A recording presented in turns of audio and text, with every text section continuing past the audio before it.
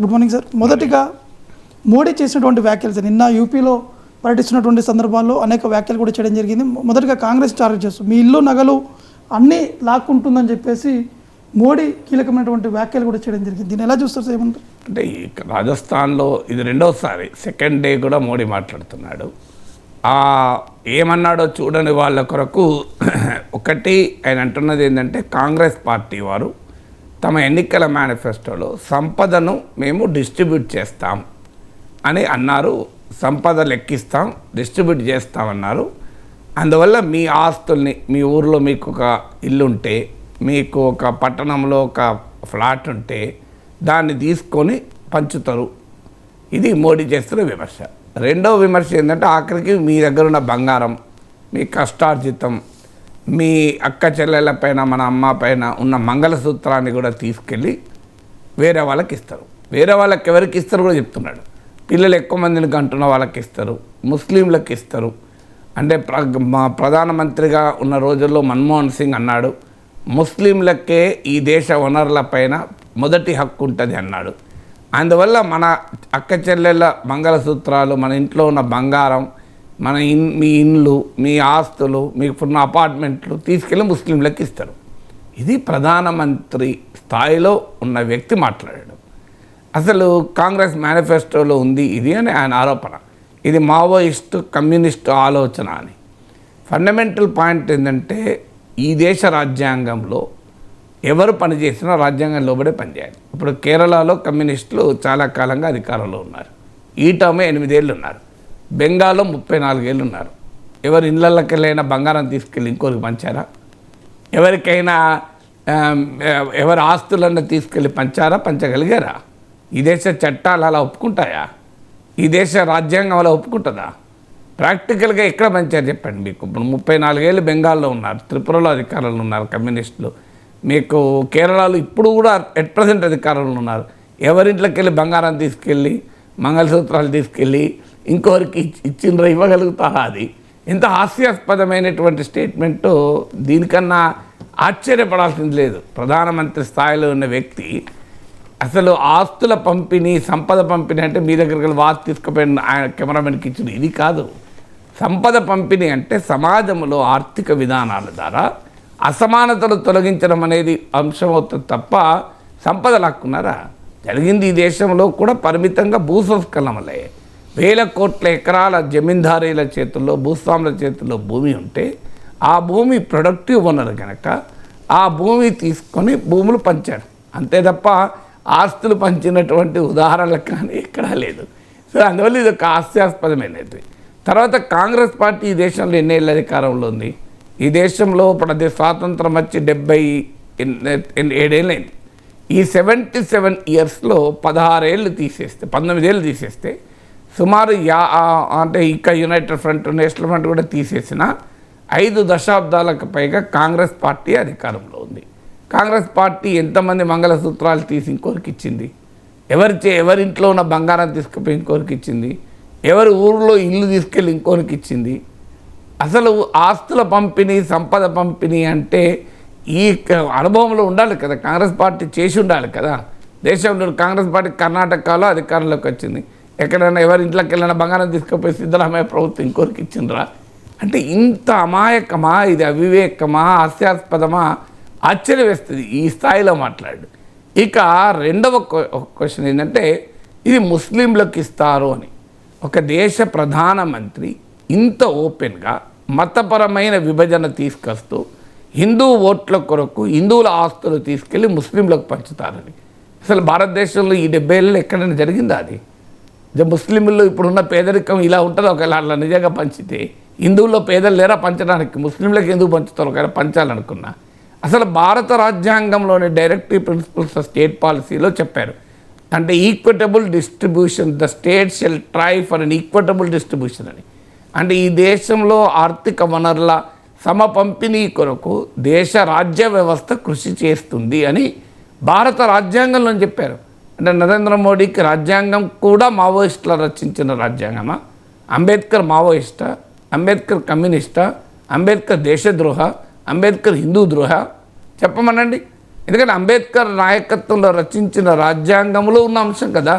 మీరు go and verify directive principle state policy, the state shall try for equitable distribution అని ఉంటుందో లేదో చూడండి. అదొక రాజ్యాంగ ఆదేశిక సూత్రం. కాంగ్రెస్ మేనిఫెస్టోలో చెప్పితే కాంగ్రెస్ పార్టీ నిజంగా 50 ఏళ్ళలో అది చేస్తుంటే దేశం ఇట్టెందుకుండేది. సో అందువల్ల అసలు ప్రధానమంత్రికి బేసిక్ ఎకనామిక్ కాన్సెప్ట్ పక్కకు పెట్టాడు. సంపద పంపిణీ అంటే వ్యక్తిగత ప్రైవేట్ ఆస్తుల పంపిణీ కాదు, నేషన్స్ వెల్త్ ఈక్విటబుల్గా ఉండాలి. రాజ్యాంగం చెప్పినా కాంగ్రెస్ మేనిఫెస్టో చెప్పినా దాని కాన్సెప్ట్ ఏంటంటే నేషన్స్ వెల్త్, దేశ సంపద కొద్దిమంది చేతుల్లో ఉండకూడదు. ఇది ఎవరో చెప్పడం కాదు కదా. ఈ దేశంలో అసమానతల గురించి ఆర్ఎస్ఎస్ జనరల్ సెక్రటరీ దత్తాత్రేయ హోస్బోలే మాట్లాడాడు కదా. ఆయన ఓపెన్గా చెప్పాడు, 22 కోట్ల మంది భారతీయులు ఈ దేశంలో 375 రూపాయల ఆదాయం కూడా లేకుండా బతుకుతున్నారు అని. మరి ఆర్ఎస్ఎస్ కూడా మావోయిస్టుల? ఆర్ఎస్ఎస్ నాయకుడు, ఆర్ఎస్ఎస్ జనరల్ సెక్రటరీ అయిన దత్తాత్రేయ హోస్బోలే చెప్పాడు 22 కోట్ల మంది ఉన్నారు, ఇది దేశంలో ఉండకూడదు అన్నాడు. అంటే మరి ఆర్ఎస్ఎస్ కూడా కమ్యూనిస్ట్ ఆలోచన విధానంతో, మావోయిస్ట్ ఆలోచన విధానంతో రాష్ట్రీయ స్వయంసేవక సంఘ్ పనిచేస్తుంది అని నరేంద్ర మోడీ చెప్పదలుచుకున్నాడా? సో దానికి ఆన్సర్ ఉండాలి కదా. సో దత్తాత్రేయ హోస్బోలే అన్నా, కాంగ్రెస్ మేనిఫెస్టో అన్నా, భారత రాజ్యాంగం అన్నా, కమ్యూనిస్టులు అన్నా, ఎవరన్నా మీనింగ్ ఏంటి అంటే నేషన్స్ రిసోర్సెస్, నేషన్స్ వెల్త్.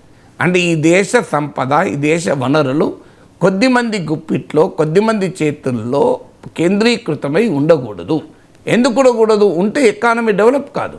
ఇప్పుడు ఒక్కరి అకౌంట్లో, ఒక్కరి చేతుల్లోనే 10,000 కోట్లు ఉండడం కన్నా ఆ 10,000 కోట్లు కనుక రీడిస్ట్రిబ్యూట్ అయిందనుకోండి, అది దేశ ఎకానమీకి పెద్ద ఊతాన్ని ఇస్తుంది. అయితే అది ఎలా రీడిస్ట్రిబ్యూట్ చేస్తారు? ఇళ్ళకెళ్ళి తీసుకుపోయి వాళ్ళకి పడదు. ఆదాని దగ్గరికి వెళ్ళి, అమ్మాని దగ్గరికి వెళ్ళి వాళ్ళ ఇంట్లో మీద పడి కరువు దాడులు చేసి వాళ్ళ ఆస్తులు లాక్కొని ఇంకొకరు పంచుతారా? ఎకనామిక్ పాలసీ రీడిస్ట్రిబ్యూట్ చేసేలా ఉంటుంది. అంటే ఇప్పుడు wages as a share of profits. ఇవాళ పారిశ్రామిక మోడీ ప్రభుత్వ హయాంలో ఆ ఆస్తులకు, అసలు లాభాలకు, ఆ వేతనాలకు మధ్య గ్యాప్ విపరీతంగా పెరిగింది. అంటే కార్పొరేట్ ప్రాఫిట్స్ ఏమో పెరుగుతున్నాయి, కార్మికుల ఉద్యోగుల వేతనాలేమో ఈ ప్రాఫిట్స్లో భాగంగా చూస్తే తగ్గుతున్నాయి. సో మరి ఇది కోరుకుంటాడా మోడీ? అందుకే మోడీ అంటున్నాడు ఎవరి ఆదాయ సమపంపిణీ ఉండకూడదు అని. అంటే ఇలాగే కార్పొరేట్ ఆస్తులు పెరగాల. 22 కోట్ల మందికి రోజుకు 375 రూపాయలకు కూడా ఆదాయం లేకపోతే, గౌతమ్ అదానీ ఆస్తులు 1600 కోట్ల ఆదాయం ఎవ్రీ డే ప్రతిరోజు 1600 కోట్లు. ఈ రకమైన ఎకనామిక్ స్ట్రక్చర్ ఉండడం శ్రేయస్కరమా? నేనేమో అదానీ ఆస్తులు తీసుకెళ్ళి ఇంకొకరు పంచమని అంటలేను. సో ఎకనామిక్ రీడిస్ట్రిబ్యూషన్ అనేది ఇట్స్ ఎ కాన్స్టిట్యూషనల్ వాల్యూ.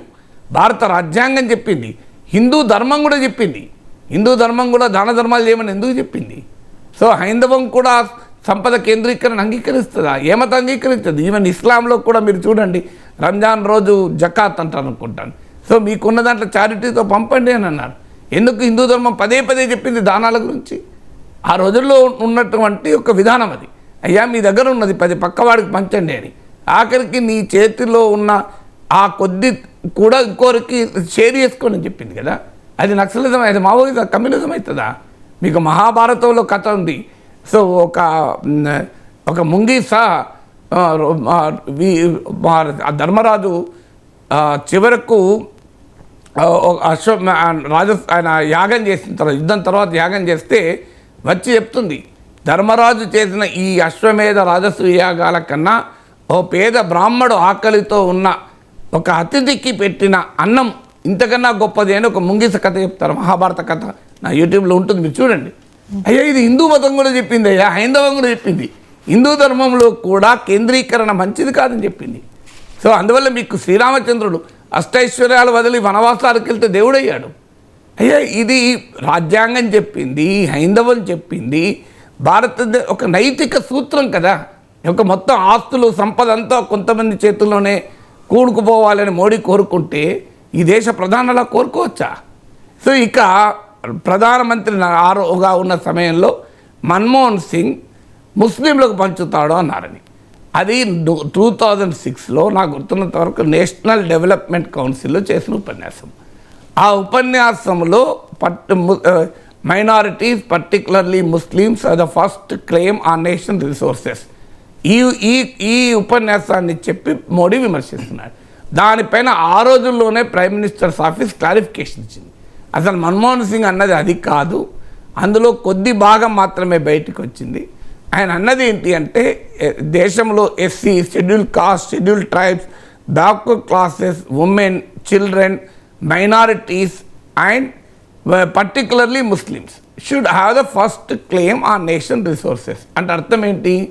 అందులో ఎస్సీ, ఎస్టీ, బీసీ, మహిళలు, పిల్లలు, అంటే ఎవరికైతే వనరులు అందుబాటులో లేవో, ఎక్కడైతే పేదరికం ఉందో వారికి ఈ దేశ వనరులో మొదటి హక్కు ఉండాలి అన్నాడు. సో ఇందులో మతం ఎక్కడికి వచ్చింది? ఒక ముస్లింలే కదా. సో అందువల్ల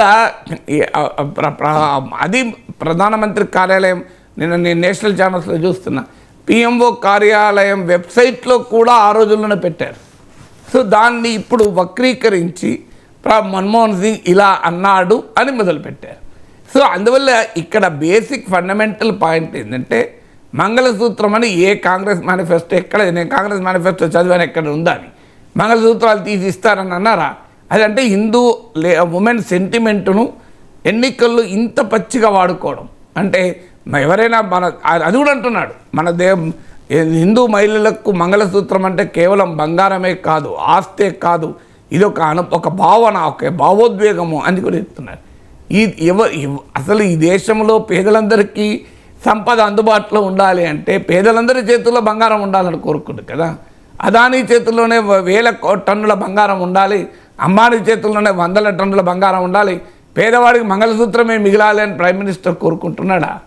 అంటే ఒక పేదవాళ్ళకి మాత్రం మంగళసూత్రం ఉంటే సరిపోతుంది, కానీ అంబానీలకు, అదానీలకు మాత్రం అసలు 100 టన్నుల బంగారం ఉండాలి, 1000 కోట్ల ఆస్తులు ఉండాలి. ఇదా కోరుకునేది దేశ ప్రధానమంత్రి? అయ్యా, దేశంలో ఎకనామిక్ పాలసీ ఇస్తారా? సంపద వనరులు రీడిస్ట్రిబ్యూట్ కావాలి అంటే that is a constitutional vision. అది భారత రాజ్యాంగం ఆశించినటువంటి అంశం, భారత స్వాతంత్రోద్యమం కోరుకున్న అంశం. దేశంలో 140 కోట్ల మందికి ఈ దేశ వనరులలో సమ హక్కు ఉంటుంది కదా. అది కాదు, ఉండకూడదు, అదానికే ఉండాలి, అదాని ఆస్తులు మాత్రమే పెరగాలి అనే ఆర్థిక సిద్ధాంతాన్ని అంగీకరించగలమా? అందువల్ల ఇవాళ ప్రధానమంత్రి ఒక ఆర్థిక సిద్ధాంతం చెప్తున్నాడు, ఈ దేశంలో ఆస్తులు, ఆదాయాలు కొద్దిమంది చేతుల్లోనే కేంద్రీకృతం కావాలి, అది సమ పంపిణీ జరగకూడదు. సమ పంపిణీ అంటే మావోయిజం, సమ పంపిణీ అంటే కమ్యూనిజం, సమ పంపిణీ అనేది దేశంలో జరగకూడదు అంటున్నాడు. కాదు, ఇది విధానం కాదు. ఈ దేశ సంపద వికేంద్రీకృతం కావాలి, ఈ దేశంలో ఆదాయాలు, ఆస్తులు ప్రజలందరికీ అందుబాటులోకి రావాలి అనే ఆర్థిక సిద్ధాంతం ప్రత్యామ్నాయం అవుతుంది. ఏది మంచిదో ప్రజలను ఆలోచించమనండి. కొద్దిమంది చేతుల్లో సంపద కేంద్రీకృతమైతే మంచిదా? అది ఎకానమీకి కూడా మంచిదా? ఏ ఎకానమిస్ట్ కూడా అంగీకరిస్తాడా? ఈ దేశంలో కోట్లాది మంది కొనుగోలు శక్తి వచ్చినప్పుడు, ఈ దేశంలో ఉన్న 140 కోట్ల మందికి కొనుగోలు శక్తి వస్తే కదా ఈ దేశ ఎకానమీ డెవలప్ అయ్యేది. ఒక అంబానీ, అదానీల చేతుల్లోనే 1000 కోట్లు ఉంటే డెవలప్ అవుతుందా ఇదే సంపద? సో అందువల్ల ఒక ఆశ్చర్యకరంగా ప్రైమ్ మినిస్టర్ మాట్లాడడం కేవలం మతభావాలను రెచ్చగొట్టి, హిందూ మహిళల భావోద్వేగాల ఎమోషన్స్ను రెచ్చగొట్టి ఒక రకమైనటువంటి రాజకీయ లబ్ధి పొందామనేటువంటి very very cheap political tactics unbecoming of a prime minister స్థాయిలో చేయాల్సినటువంటి పని కాదు. ఎందుకంటే ఎవడో వీధి లెవెల్ స్థాయి రాజకీయ నాయకుడు అన్నాడంటే మనం పట్టించుకోవద్దు. ఈ దేశ గౌరవం ప్రపంచంలో ఎలా ఉంటుంది? మళ్ళీ ఇదే ప్రధానమంత్రి సౌదీ అరేబియా పోయి, అలాగే మరి ఇదే ప్రధానమంత్రి యునైటెడ్ అరబ్ ఎమిరేట్స్ పోయి అక్కడ రాచరిక ప్రభువులు, మత ఛాందసవాద ఇస్లామిక్ ప్రభువులతో కౌగలించుకుంటారు. వారితో బ్రహ్మాండమైన స్నేహం, మామూలు స్నేహం కాదు, వ్యక్తిగతమైన స్నేహం.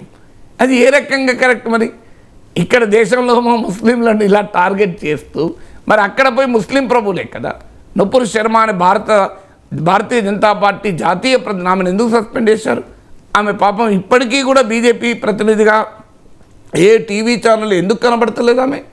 ఆమెకు ఏ సీటు ఎందుకు ఇస్తలేరు? కేవలం ఖతార్, సౌదీ, యుఏఈ, ఇరాన్ ఇలా ముస్లిం రాచరిక మతఛాందస నిరంకుశ ప్రభువుల ఆదేశాలే కదా. వాళ్ళు విమర్శిస్తేనే కదా నుపుర్ శర్మను తొలగించింది. ఈ దేశ ప్రతిపక్షాలు విమర్శిస్తే తొలగించలే. మరి ఆ ముస్లిం ప్రభువులు విమర్శిస్తే, డిమాండ్ చేస్తే బీజేపీ తన జాతీయ అధికార ప్రతినిధిని పార్టీ నుంచి తొలగించింది కదా. ఇది ఎట్లా కరెక్ట్ అవుతుంది? అందువల్ల దేశ ఎన్నికల్ని ఉద్యోగాలపైన, ఆర్థిక అవసరాలపైన, ఈ దేశంలో ఉన్న ధరలపైన వీటిపైన చర్చ పెట్టాలి తప్ప మంగళసూత్రాలు తీసుకెళ్తారు, మీ ఊర్లో మీకు పల్లెటూరులో ఇల్లుంటే లాక్కెళ్తారు, మీ దగ్గర ఉన్న అపార్ట్మెంట్ లాక్కెళ్తారు, అపార్ట్మెంట్ లాక్కెళ్ళి ఏం చేస్తారు? నీకున్న ఒక అపార్ట్మెంట్ తీసుకుపోయి ఇంకోరికి ఎవరికి ఇస్తారు?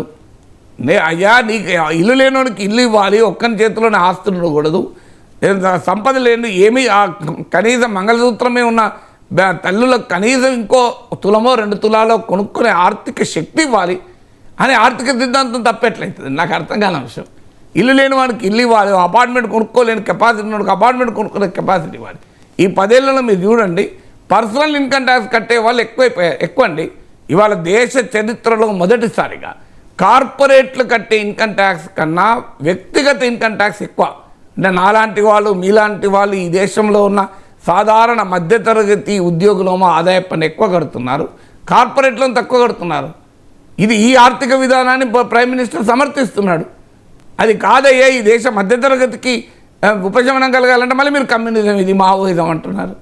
సో ఈ దేశ మధ్యతరగతికి ఆదాయాలు పెరగాలి, జీతాలు ఇప్పుడు సింపుల్ క్వశ్చన్, కార్పొరేట్లకు లాభాలు పెరగాల, అందులో ఆ కార్పొరేట్ సంస్థల్లో పనిచేసే ఉద్యోగులకు జీతాలు పెరగాల.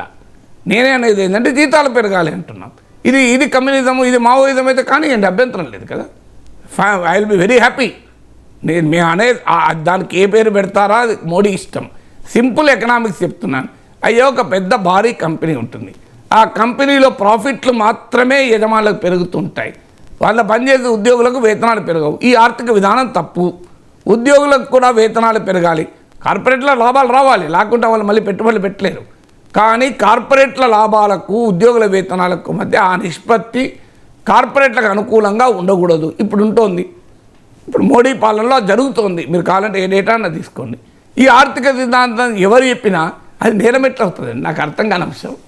ఈ దేశంలో కోట్లాది మంది ఉద్యోగులకు, కోట్లాది మంది కార్మికులకు, పేద రైతులకు ఈ దేశ సంపదలో మెరుగైన వాటా కావాలి అనడం అది తప్పుడు ఆర్థిక విధానమా? చెప్పమనండి, మంచిదే, ప్రజలు అర్థం చేసుకుంటారు కదా.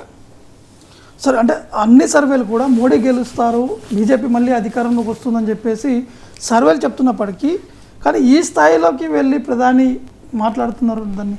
అది డెఫినెట్గా వెరీ ఇంట్రెస్టింగ్ క్వశ్చన్. ఎందుకంటే ఇవాళ మీరు ఏ సర్వే అయినా తీసుకోండి, డెఫినెట్గా బీజేపీకి ఎన్ని సీట్లు వస్తాయనే దగ్గరే డిస్ప్యూట్ తప్ప డైరెక్షన్ ఆఫ్ ద మ్యాండేట్లో డిస్ప్యూట్ లేదు. మీరు క్వాంటిటీ ఆఫ్ సీట్స్ అంటే బీజేపీకి 300 వస్తాయా, 330 వస్తాయా, లేదా మోడీ కోర్సు అడిగినట్లు 370 వస్తాయా, లేదా 270 వస్తాయా, 250 వస్తాయా, ఇలా చర్చే తప్ప మోడీ ప్రైమ్ మినిస్టర్ కాడు, బీజేపీకి రాదు అని ఎవరు అనలే కదా. ఈవెన్ ముఖ్యమంత్రి రేవంత్ రెడ్డి కూడా 220 సీట్లు వస్తాయన్నాడు, కాంగ్రెస్ సీఎం కూడా 220 సీట్లతో అధికారం వస్తుంది కదండి.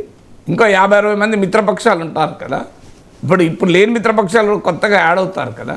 సో అన్ని సర్వేలకు కూడా బీజేపీకి అధికారం వస్తుంది మూడవసారి అని చెప్తున్నా ప్రైమ్ మినిస్టర్ ఈ స్థాయి క్యాంపెయిన్ చేయాల్సిన అవసరం ఉందా?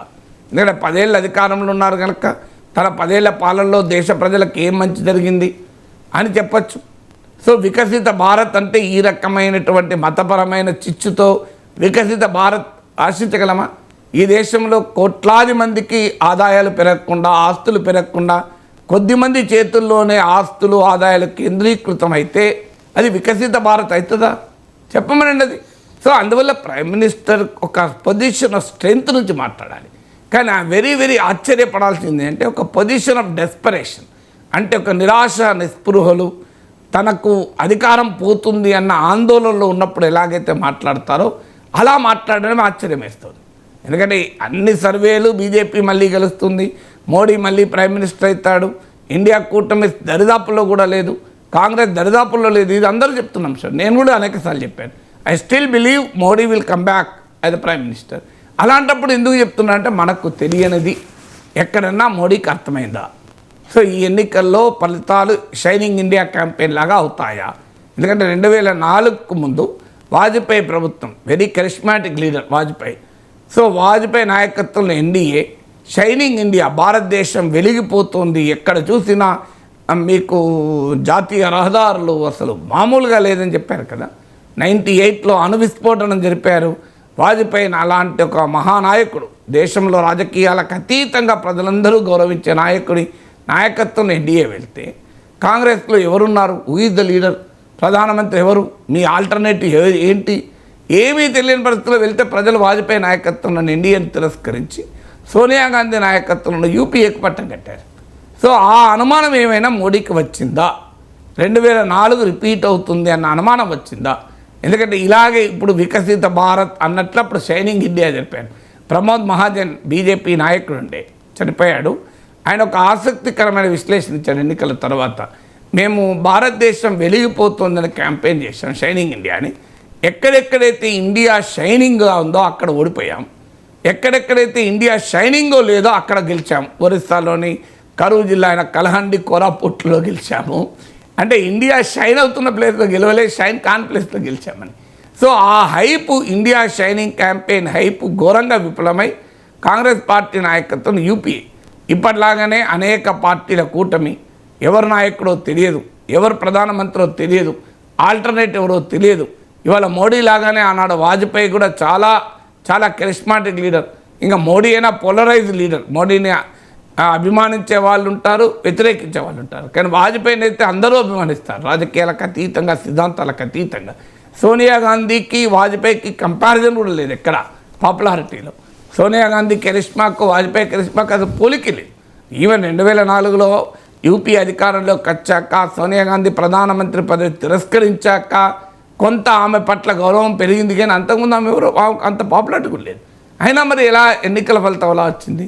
సో ఇప్పుడు కూడా ఆ ఫలితం వస్తుందా అనే అనుమానం ఎక్కడైనా మోడీకి మొదలైందా అనేది ఇప్పుడు డౌట్. ఎందుకంటే గుజరాత్ నుంచి స్టార్ట్ అయింది రాజ్పూట్ల వ్యతిరేకత.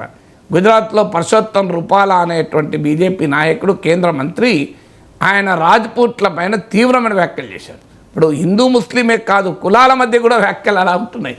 సో ఈ రూపాలా అనే అతను రాజ్పూట్లు పిరికి వాళ్ళు, బ్రిటిష్ వాళ్ళకు లొంగిపోయారు. పిరికి వాళ్ళ పదం వాళ్ళే కానీ బ్రిటిష్ వాళ్ళు లొంగిపోయారు. బ్రిటిష్ వాళ్లకు తన కూతుర్లనిచ్చి పెళ్ళిళ్ళు చేశారు.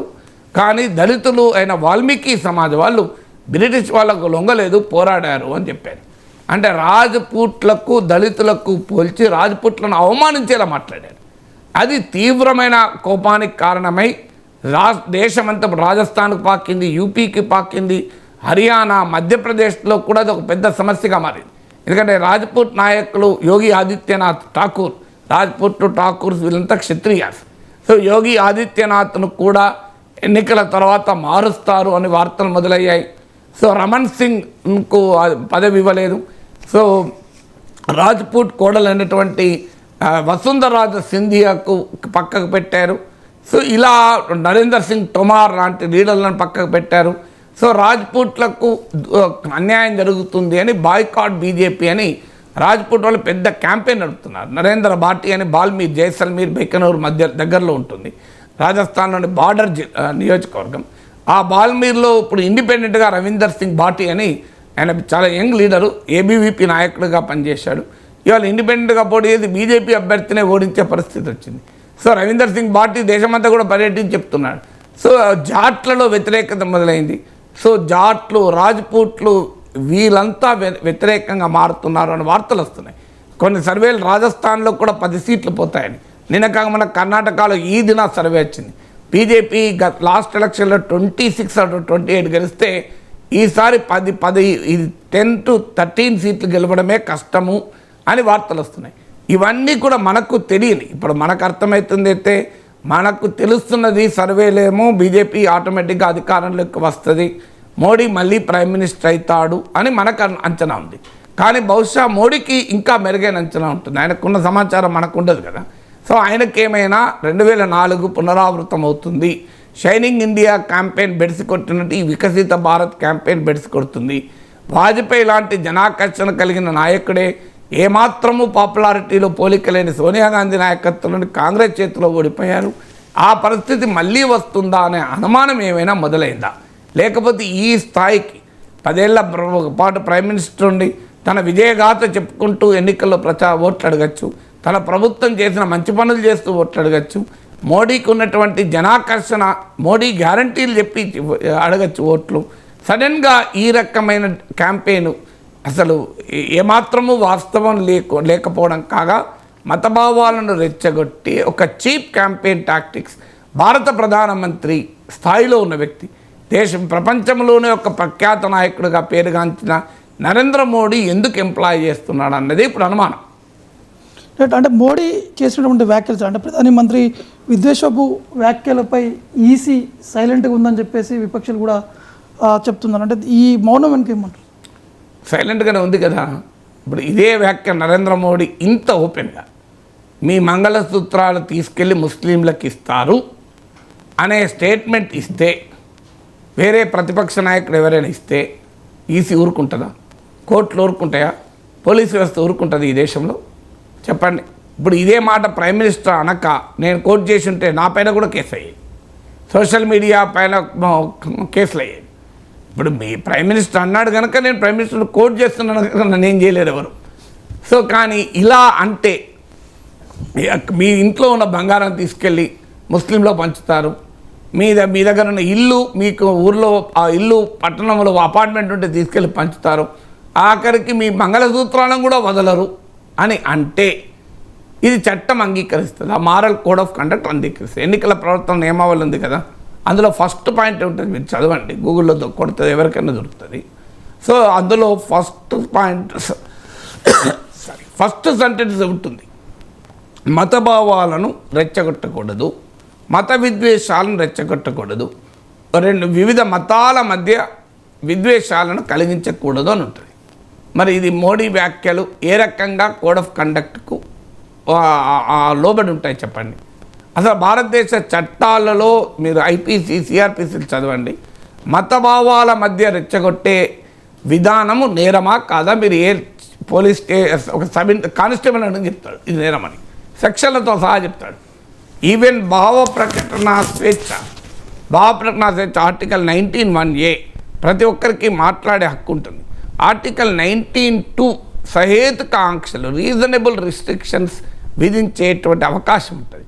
సో ఈ రీజనబుల్ రిస్ట్రిక్షన్లో ముఖ్యమైనది ప్రజల మధ్య శత్రుత్వాన్ని, ప్రజల మధ్య విద్వేషాన్ని, ప్రజల మధ్య విభేదాలను రగిలించకూడదు అని. ఇది బేసిక్ సూత్రం కదా.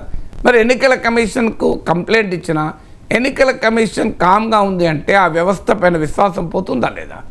అందుకే మోడీ ప్రభుత్వం సుప్రీంకోర్టు తీర్పును కూడా పక్కకు మార్చిలా చట్టం చేశారు. సుప్రీంకోర్టు ఏం చెప్పిందంటే ఎన్నికల కమిషన్ చాలా కీలకం, ఎందుకంటే ఫ్రీ అండ్ ఫెయిర్ ఎలక్షన్సే డెమోక్రసీకి మూలం. ఫ్రీ అండ్ ఫెయిర్ ఎలక్షన్స్ భారత రాజ్యాంగ బేసిక్ స్ట్రక్చర్లో భాగం. ఆ ఫ్రీ అండ్ ఫెయిర్ ఎలక్షన్స్ నిర్వహించేటువంటి ఎన్నికల కమిషన్ రాజకీయాలకు అతీతంగా ఉండాలి.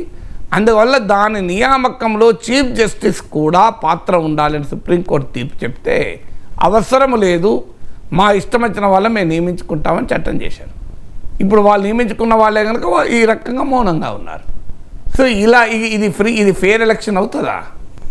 సో ఇప్పటికే కేజ్రీవాల్ అరెస్ట్ తర్వాత అమెరికా నుంచి జర్మనీ వరకు, ఐక్యరాజ్య సమితి వరకు భారతదేశంలో fair justice, fair democratic rights గురించి అనుమానాలు వ్యక్తమవుతున్న సమయంలో ఎన్నికల కమిషన్ లాంటి వ్యవస్థ ఇంత ఓపెన్గా ఏమీ చేయలేని ఒక దుస్థితిలో ప్రేక్షక పాత్ర వహిస్తే ఈ దేశ వ్యవస్థలపైన ప్రజలకు విశ్వాసం ఎలా పెరుగుతుంది?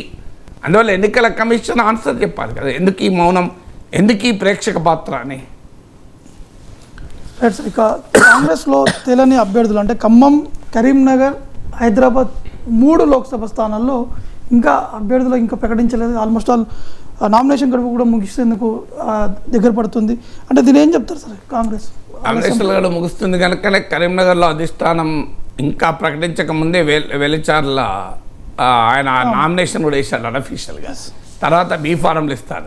కొన్ని సందర్భాల్లోనైతే అందరినీ పోటీ పడుతున్న అభ్యర్థులు అందరినీ నామినేషన్లు వేయబట్టారు. బీ ఫారం ఎవరో వరకు విడ్రా టైం వరకు ఇస్తారు. సో ఆ రకంగా కూడా రాజకీయాలు ఉంటాయి. మెయిన్ ఇష్యూ ఏంటంటే ఖమ్మం తేలితే కరీంనగర్ తేలుతుంది. హైదరాబాద్ ఇష్యూ అని కాదు, హైదరాబాద్ పెద్ద సమస్య కాదు, ఎవరినో అని పెడతారు. హైదరాబాద్లో కాంగ్రెస్ పార్టీ గెలుస్తుంది అన్న నమ్మకంతో ఏం లేదు కనుక.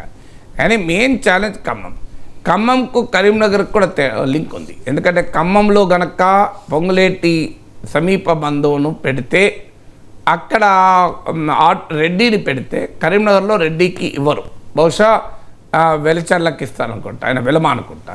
సో ఒకవేళ ఖమ్మంలో గనక ఖమ్మాన్ని పెడితే అప్పుడు ఇక్కడ ప్రవీణ్ రెడ్డికైనా ఇవ్వచ్చు, ప్రవీణ్ రెడ్డికైనా ఇవ్వచ్చు, లేదా వెలిచర్లకైనా ఇవ్వచ్చు. అందువల్ల ఖమ్మంతో ఉన్న లింక్ అది కరీంనగర్కు. ఆ సామాజిక ఈక్వేషన్స్లో భాగంగా ఒక్కరే ఇప్పటికే రెడ్లకు 6 మందికి ఇచ్చారు, 17 మందిలో. ఇప్పుడు కరీంనగర్లో రెడ్డి ఇచ్చే ఖమ్మంలో రెడ్డి ఇస్తే 50% రెడ్లు అవుతారు. అది సోషల్ ఇంజనీరింగ్ వర్కౌట్ కాదు. అందువల్ల ఖమ్మంతో లింక్ అయి ఉండి కరీంనగర్ ఆపడానికి కారణం అది. ఖమ్మంలో ఎందుకు ఆగారు అంటే మనందరికీ తెలుసు, అక్కడ బట్టి విక్రమార్క సతీమణి ఆమె పోటీలో ఉన్నారు, పొంగులేటి శ్రీనివాస్ రెడ్డికి సమీప బంధువు పోటీలో ఉన్నారు. అదే కాకుండా ఆ లోకల్ కమ్మాకి ఇవ్వాలి, బయటి వాళ్ళకి ఇవ్వకూడదు అనేటువంటి ఒక వాదన మధ్యలో మండవ వెంకటేశ్వరరావు పేరు కూడా వచ్చింది. ఆయన నిజామాబాద్ జిల్లా అతను. సో అందువల్ల ఆయన వివాద రహితుడు, సౌమ్యుడు కనుక ఆ ఖమ్మాన్ని తీసుకొచ్చి ఇక్కడ పెట్టాలి అని కూడా ఒక ప్రతిపాదన వచ్చింది. తెలుగుదేశంలో మంత్రిగా కూడా పనిచేశారు. సో మండవ వెంకటేశ్వరరావు పేరు వస్తే మన పత్రికలో చదివింది రేణుకా చౌదరి వర్గం వ్యతిరేకించింది అని. స్థానిక ఖమ్మానేతకి ఇవ్వాలి తప్ప బయట నుంచి ఎవరినో పట్టుకొచ్చి కాదు అని. సో అందువల్ల ఇక్కడ కులాల మధ్య కమ్మాకి ఇవ్వాలా, రెడ్డికి ఇవ్వాలా అనేటువంటి పంచాయతీ, బట్టి విక్రమార్క చెప్పిన వాళ్ళకి ఇవ్వాలా, పొంగులేటి శ్రీనివాసరెడ్డి చెప్పిన వాళ్ళకి ఇవ్వాలా, ముఖ్యమంత్రి రేవంత్ రెడ్డి కోరుకున్న అభ్యర్థికి ఇవ్వాలా అనేది పంచాయతీ, స్థానిక నేతకి ఇవ్వాలా, బయట నుంచి వచ్చిన నేతకి ఇవ్వాలా. ఎందుకు ఖమ్మం పైన ఇంత పోటీ అంటే ఖమ్మంలో ఎవరు కాంగ్రెస్ తరఫున పోటీ చేసినా గెలుస్తారు. ఎందుకంటే కాంగ్రెస్ పార్టీకి ఖమ్మంలో తిరుగులేని మెజారిటీ ఉంది కనుక ఎవరు పోటీ చేసినా గెలుస్తారు. ఎంత ఆలస్యంగా అభ్యర్థి ప్రకటించినా ప్రమాదం ఉండదు. నామినేషన్ విడ్రాల్ టైం వరకు ఇచ్చినా కూడా స్టిల్ కాంగ్రెస్ పార్టీ సింబల్ పైన ఎన్నికలు గెలుస్తారు. సో ఎవరైనా గెలుస్తారు కనుక అందరూ ఆ సీటు పైన కన్నేస్తారు. బి హనుమంతరావు కూడా మా బీసీలకు ఎందుకు ఇవ్వకూడదు, నాకు ఖమ్మం సీటు ఇవ్వమని ఆయన కూడా అడిగాడు. సో అందువల్ల అభ్యర్థి ఎవరు పోటీ చేసినా గెలిచే అవకాశం ఉన్న సీటు కనుక ఈ రకమైనటువంటి ఆసక్తి దానిపైన ఉంది. అందువల్ల బహుశా ఆ ఎన్నికల దగ్గర పడుతున్నది కనుక రేపో మాపో ఈ ఎనీ మూమెంట్ ఖమ్మం అభ్యర్థి ఖమ్మం అభ్యర్థి ప్రకటిస్తే కరీంనగర్ అభ్యర్థి వెంటనే ప్రకటిస్తారు. అక్కడ 2 ఈక్వేషన్లే. ఎందుకంటే ప్రవీణ్ రెడ్డి హుస్నాబాద్ సీటు పొన్నం ప్రభాకర్ కొరకు త్యాగం చేశాడు కనుక ఆయనకు ఇవ్వాలి అనేది ఒక ఆర్గ్యుమెంటు. సో అలా కాదు, వెలమ క్యాండిడేట్కి ఇవ్వాలి జగపతిరావు కొడుకు అని అక్కడ ఒక ప్రతిపాదన ఉంది. సో అందువల్ల ఈ క్యాస్ట్ కాంబినేషను, లీడర్ల కాంబినేషన్లు తేలితే ఒకటి తేలితే ఇంకోటి తేలిపోతుంది. అది అందువల్ల బహుశా ఎనీ మూమెంట్ ఖమ్మం కూడా తేలొచ్చు. సరే, బీఆర్ఎస్ కాంగ్రెస్ హామీలు అమలు చేయట్లేదని చెప్పేసి బీజేపీ నేతలు చెప్తున్నారు. బీజేపీ అసలు చేయలేదని చెప్పేసి బీఆర్ఎస్ నేతలు, కాంగ్రెస్ పార్టీకి సంబంధించిన నేతలు చెప్తున్నారు. అంటే ఈ హామీల అమలు అనేది ప్రచారాస్త్రాలుగా వాడుతున్నారు అనేది ప్రజలు. ఏ పార్టీ అయినా అన్ని హామీలు అమలు చేయదు.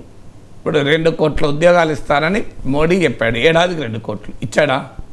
ఏడాదికి 2 కోట్లని ఈ 10 ఏళ్లలో 20 కోట్ల ఉద్యోగాలు రావాలి. 20 కోట్ల ఉద్యోగాలు ఎక్కడ వచ్చా చెప్పమనండి.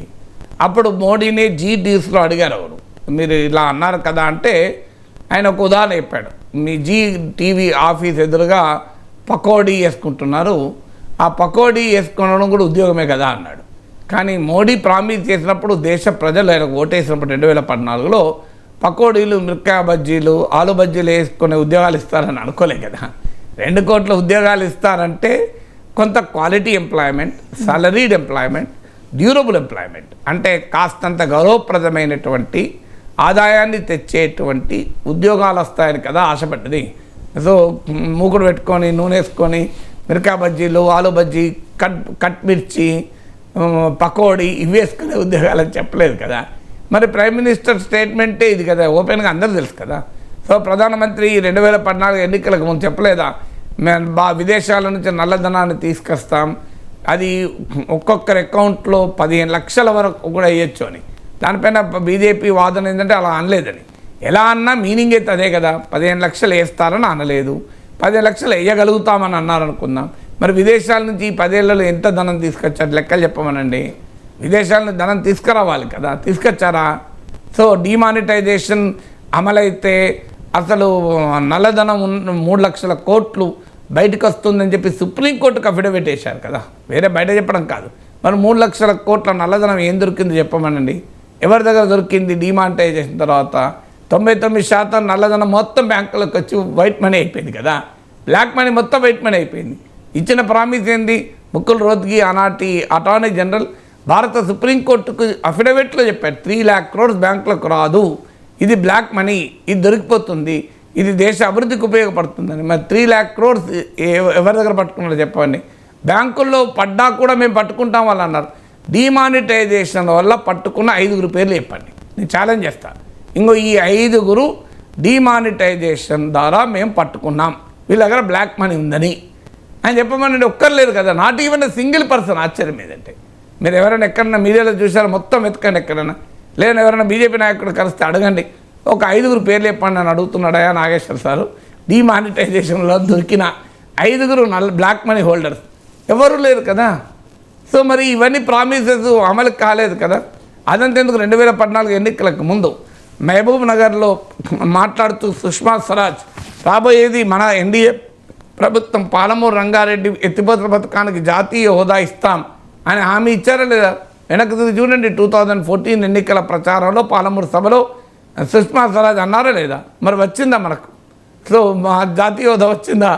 సో అందువల్ల హామీలు బీజేపీ అమలు చేయని ఉంటాయి, బీఆర్ఎస్ అమలు చేయని కూడా ఉంటాయి. ఇప్పుడు బీఆర్ఎస్ ప్రతి దళితుడికి 3 ఎకరాల భూమి ఇస్తామన్నారు, ఇచ్చారా? ఈ 10 ఏళ్లలో ఎక్కడన్నా 3 ఎకరాల భూమి ఇచ్చారా? సో అలాగే నిరుద్యోగ భృతి ఇస్తామన్నారు, నిరుద్యోగ భృతి ఇచ్చారా? నిరుద్యోగ భృతి 5 ఏళ్ళు అయిపోయింది కదా, ఎక్కడ ఇచ్చారు? కేజీ టు పీజీ ఉచిత విద్య అమలు చేస్తామన్నారు, అమలు చేశారా? ఉచిత విద్య కేజీ టు పీజీ ఉందా ఇవాళ తెలంగాణలో? మేము రెసిడెన్షియల్ స్కూల్ పెట్టాం కదా అన్నారు. రెసిడెన్షియల్ స్కూల్ కేజీ కాదు పీజీ ఉండదు అన్న, కేజీ ఉండదు పీజీ ఉండదు, మధ్యలో మొదలైతే మధ్యలో ఆగిపోతుంది. సో అందువల్ల బీఆర్ఎస్ అమలు చేయని హామీలు ఉన్నాయి కదా. ఈవెన్ రుణమాఫీ కూడా వడ్డీలకే సరిపోయింది కదా, పూర్తిగా హామీ అమలు కాలేదు కదా. సో అందువల్ల డబుల్ బెడ్రూమ్ ఇల్లు ఇస్తాం అందరికన్నారు, ఎంతమందికి ఇచ్చారు చెప్పండి? ఇచ్చిండే ఎన్నికలు హామీలను అమలై ఉంటే ఎన్నికలకు ఓడిపోయే వాళ్ళకి కాదు కదా. అందువల్ల బీఆర్ఎస్ హామీలైనా ఇంటికో ఉద్యోగం వస్తుంది తెలంగాణ ఉద్యమ కాలంలో పెద్ద ఎత్తున ప్రచారం చేశారు కదా, మేము అలా అనలేదని అంటున్నారు. కానీ అలాంటి ఆశల్ని రేకెత్తించారా లేదా మీరు తెలంగాణ ఉద్యమ కాలంలో? అందుకే ఇప్పుడు బీఆర్ఎస్ అధికారంలోకి వచ్చిన తర్వాత నోటిఫికేషన్లు ఇచ్చి ఉద్యోగాలు ఇచ్చినా కూడా జనం యాక్సెప్ట్ చేయలేదు. మీరు చెప్పింది ఎక్కువ, ఆశ కల్పించింది ఎక్కువ అన్నారు కదా. అందువల్ల ఈ బీఆర్ఎస్ అయినా బీజేపీ అయినా 10 ఏళ్ళు అధికారంలో ఉన్నప్పుడు వాళ్ళు కూడా అమలు చేయని ఉన్నాయి. ఇప్పుడు కాంగ్రెస్ ప్రభుత్వం వచ్చి అధికారంలోకి వచ్చి కొన్ని నెలలు అయింది, డిసెంబర్, ఇప్పుడు 4 నెలలు అయిపోయింది. ఈ 4 నెలల్లో వీళ్ళు కరెక్టే డిసెంబర్ రుణమాఫీ అప్పుడే అమలు చేస్తామన్నారు, చేయలేదు. పంట బోనస్ నెక్స్ట్ ఇయర్ నుంచి ఇస్తామంటున్నారు, రుణమాఫీ ఆగస్టు 15 నుంచి అని అంటున్నారు. ఈ హామీలు అమలు కాలేదు. ఇంకా కొన్ని 6 గ్యారంటీలు కొన్ని అమలైనాయి, కొన్ని అమలు కాలేదు అనేది కాంగ్రెస్ పార్టీ పైన విమర్శ. నిజమే, ఈ సమయంలో కొన్ని అమలైనాయి, కొన్ని అమలు కాదు. ఇప్పుడు ప్రజల ముందు అమలు కాని హామీలు, 10 ఏళ్ళలో అమలు కాని హామీలు ఉన్నాయి, 10 ఏళ్లలో అమలు కాని హామీలు ఉన్నాయి, 4 నెలల్లో అమలు కాని హామీలు కూడా ఉన్నాయి. కాంగ్రెస్ పార్టీ కూడా అమలు చేయని హామీలు ఉన్నాయి, ఎవరెవరు అంటలేదు. సో కానీ నిరుద్యోగ భృతి పైన బీఆర్ఎస్ నాయకులు అడిగినప్పుడు ఏం చెప్పారు? మాకు పవర్ 5 ఏళ్ళ కొరకు ఇచ్చారు, 5 ఏళ్ళ లోపు అమలు అవుతుంది. డబుల్ బెడ్రూమ్ అడిగినప్పుడు ఏం చెప్పారు? మాకు పవర్ 5 ఏళ్ళ కొరకు ఇచ్చారు, 5 ఏళ్ళ లోపల అమలు చేస్తామన్నారు. మరి మీకే కదా, కాంగ్రెస్ కూడా 5 ఏళ్ళే పవర్కి ఇచ్చారు కదా, 5 ఏళ్ళ లోపు అమలు కాకపోతే అడగాలి తప్ప 5 నెలలు కూడా కాకముందు ఎట్లా అడుగుతారు అనే క్వశ్చన్ అయితే వస్తుంది కదా. అందువల్ల అల్టిమేట్గా ప్రజలు 10 ఏళ్లలో అమలు కాని హామీలు, 4 నెలల్లో అమలు కాని హామీలు, అమలైన హామీలు ఇవన్నీ లెక్కలేసుకొని ఓట్లేస్తారు. సార్ ఇప్పటికే ఎంపీ ఎలక్షన్స్లో నామినేషన్ కూడా దాఖలు చేస్తున్నారు. అభ్యర్థులు 1000 కోట్ల ఆస్తులు కూడా చూపించడం జరుగుతుంది. ఇక కొండ ఆస్తులు చూస్తే 4490 కోట్లు. ఇక మరొక గుంటూరు లోక్సభ టీడీపీ అభ్యర్థి పెమసాని ఆస్తులు చూస్తే 5705 కోట్లు. అంటే ప్రజాస్వామ్యంలో అంటే ప్రజలు సామాన్యులే ఓట్లు వేస్తారు, కానీ ఈ విధంగా ఏం చెప్తారు? అంటే ఇదే కాదు, మీకు మన వ్యక్తులుగా ఇద్దరిని టార్గెట్ చేయాల్సిన అవసరం లేదు. సెలవులు ఇద్దరు వ్యాపారాల్లో సంపాదించుకున్నారు తప్ప రాజకీయాల్లోనే సంపాదించి అవినీతితో సంపాదిస్తే ప్రశ్న. సో ఈ దేశంలో 1000 కోట్లు సంపాదించుకోవడం చట్టవిరుద్ధం కాదు, రాజ్యాంగ విరుద్ధం కాదు. రాజకీయాల్లో సంపాదించితే నేరము, అవినీతితో సంపాదిస్తే నేరము, రాజకీయ సహకారంతో రాజకీయ అండదండలతో సంపాదిస్తే నేరం. అందువల్ల ఆ ఇద్దరు కొండా విశ్వేశ్వరరెడ్డినో లేకపోతే బ్రహ్మస్థానం మనం టార్గెట్ చేయాల్సిన అవసరం లేదు. కానీ ట్రెండ్ అయితే నిజం, ఆందోళన కలిగించే ట్రెండ్. ఎందుకంటే ఇటీవల అసోసియేషన్ ఫర్ డెమోక్రటిక్ రిఫార్మ్స్ వాళ్ళు ఒక స్టడీ కూడా చేశారు. సో పోటీ చేస్తున్న అభ్యర్థుల సగటు ఆస్తుల విలువ ఎంత, అలాగే గెలుస్తున్న వారి సగటు ఆస్తుల విలువ ఎంత అని చూస్తే గెలుస్తున్న వారు ఖచ్చితంగా చాలా రెట్లు ఎక్కువ ఉన్న వాళ్ళే గెలుస్తున్నారు. ఈ మాట అంటే మళ్ళీ మోడీ మీరు మావోయిస్టులు మీరు కమ్యూనిస్టులు అంటాడు. ఎందుకంటే మోడీ లెక్కల్లో డబ్బులున్నవాడు గెలవాలి, మీరు పేద సామాన్యుడు గెలవాలి అంటే ఇదేంది మీరు ఇలా అంటారు అనే ప్రమాదం ఉంటుంది. కానీ అల్టిమేట్గా సంపన్న వర్గమే ఎన్నికల్లో గెలిచే ఒక ధనస్వామ్య వ్యవస్థ ఈ దేశంలో నెలకొందా అంటే వందల కోట్లు ఖర్చు పెడితే తప్ప ఎన్నికల్లో గెలవలేని దుస్థితి ఏర్పడింది. సో ఎన్నికల్లో గెలవాలి అంటే ఎవరైనా కోట్లు ఖర్చు పెట్టాలి. కోట్లు ఒక దశ వరకు ₹1 50 లక్షలు ఖర్చు పెట్టాలంటే ఎవరైనా విరాళాలు ఇవ్వవచ్చు. ఎందుకంటే ఒక రాజకీయ పార్టీ తరఫున పోటీ చేస్తున్నాడంటే గెలవగలిగే అవకాశం ఉంటుంది కనుక సో ఆయన పట్ల అభిమానంతోనో పార్టీ పట్ల అభిమానంతోనో విరాళాలు వస్తాయి. కానీ ఇవాళ ఎన్నికల్లో ఖర్చు అంటే ఒక ఎంపీగా అంటే 50 కోట్లు 100 కోట్లు మనకు రఘునందన్ రావు లెక్క చెప్పాడు కదా, ఎన్ని కోట్లు ఖర్చు అవుతుందో ఎవరికి తెలియదు. కానీ మునుగోడులో మా పార్టీ భారతీయ జనతా పార్టీ 100 కోట్లు ఖర్చు పెట్టారని ప్రస్తుత మెదక్ ఎంపీ అభ్యర్థి దుబాక మాజీ ఎమ్మెల్యే రఘునందన్ రావు ఓపెన్గా మీడియాతో చిట్చాట్లు చెప్పిన అంశం. మనం వేరే వాళ్ళు చెప్తే నమ్మలేము, ఎందుకంటే ఆ సొంత పార్టీ ఎంత ఖర్చు పెట్టిందో ఆయన తెలిసినంతగా మనకు తెలియదు కదా. సో 100 కోట్లు ఖర్చు పెట్టారని చెప్పారు కదా. ఒక్క మునుగోడు ఉప ఎన్నికకి 100 కోట్లు ఖర్చు పెడతారు. ఇక ఎంపీకి ఎమ్మెల్యేకు పోటీ చేస్తే ఎంత ఖర్చు పెడతారో మనం ఊహించగలమా? ఇంత ఎవరు ఖర్చు పెట్టగలుగుతారు? ఎలక్టోరల్ బాండ్ల ద్వారా లేదా ఇతరత్ర 100 కోట్లు 1000 కోట్లు రాజకీయ పార్టీలకు వస్తే కొంత ఖర్చు పెట్టగలుగుతారు. లేదు రాజకీయ పార్టీలు అధికారంలోకి వచ్చాక బడా కాంట్రాక్టర్లకు బడా పారిశ్రామికవేత్తలకు అనుకూల విధానాలు అమలు చేస్తే వాళ్ళకు ఆ డబ్బులు వస్తాయి. లేదంటే వ్యక్తులుగా కోట్లు పడగలెత్తితే తప్ప అప్పుడు మాత్రం ఖర్చు పెట్టగలరు. సామాన్యుడు ఎన్నికల్లో పోటీ చేసి గెలవగలిగే పరిస్థితి వాళ్ళ దేశంలో ఉందా? సామాన్యుడు ఎన్నికల్లో పోటీ చేసి ప్రచారం చేయగలిగే పరిస్థితి కూడా దేశంలో ఉందా? ఇది ప్రజాస్వామ్యం అనిపించుకుంటుందా?